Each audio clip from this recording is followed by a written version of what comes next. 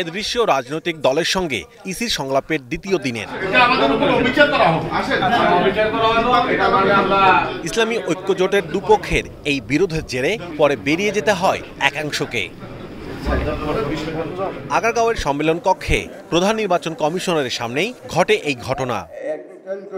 পরে গণভোট প্রশ্নে নির্বাচন কমিশনকে শক্ত অবস্থান নেয়ার পরামর্শ দেন রাজনৈতিক দলের নেতারা। জাতীয় নির্বাচনের চাপে তা যেন গৌণ না হয় খেয়াল রাখতে বলেন সে বিষয়ে। আপনি সবটার মধ্যে আমাকে নাতে নিয়ে যাচ্ছেন অথবা হাতে নিয়ে যাচ্ছেন। আমি কথাটা বলে রাখলাম, এখানে আপনাদের ভূমিকা আছে, আমাদের ভূমিকা আছে, সরকারের ভূমিকা আছে। সুতরাং গণভোটটা যেন শেষ পর্যন্ত একটা হাস্যকতকে যেন পরিণত না হয়, অন্তত আপনাদের হাত দিয়ে। তো গণভোটটা যেন একদম না হয়ে যায়, মানে জাতীয় নির্বাচনের চাপে ওটা যেন গৌণ না হয়ে যায়। এই জন্য আপনাদের নির্বাচন কমিশনের পক্ষ থেকেও মানে ভোটারদের এবং জাতিকে গণভোটের গুরুত্বটাও মানে বুঝিয়ে প্রচার প্রসার এগুলো করা দরকার। এই গণভোট নির্বাচন কমিশনের জন্য নিন্দার কারণ না হয় সে বিষয়ে সতর্ক করেন কৃষক শ্রমিক জনতা লীগের কাদের সিদ্দিকী। ভোট কেন্দ্রে ভোটার উপস্থিত হলে গুন্ডার কোনো জায়গা থাকে না। ভোট কেন্দ্রে ভোটাররা না গেলে গুন্ডারা তার ভোটারের কাজ গুন্ডারা করে। এটা আমার অভিজ্ঞতা থেকে বলছি, আপনারা একমত নাও হতে পারেন।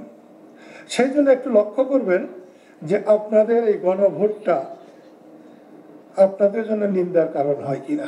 টাকা বেশি শক্তির ব্যবহার, আমি আশা রাখি নির্বাচন কমিশনের উপরে আমরা আস্থা রাখতে চাই, বিশ্বাস রাখতে চাই, এবং আমরা এই আচরণবিধি যা অধ্যয়ন করেছি, পাঠ করেছি, আমি মনে করি এটা সুষ্ঠু নির্বাচন করার জন্য এখানে যথেষ্ট উপাদান আছে।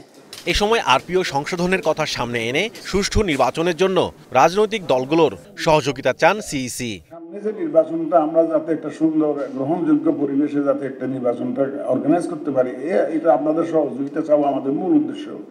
যে কারণ আমরা সবাই মিলে তো করতে হবে, আমরা ইলেকশন কমিশন একার পক্ষে এই কাজটা আঞ্জাম দেওয়া সম্ভব না। বৃহস্পতিবার থেকে শুরু হওয়া সংলাপে এই পর্যন্ত সামিল হয়েছে 23টি দল। নিবন্ধিত সব দলের সঙ্গেই বসতে চায় ইসি। আমরা আহ্বান জানাচ্ছি। Mahmudul Hasan, star news, Dhaka. আমরা যে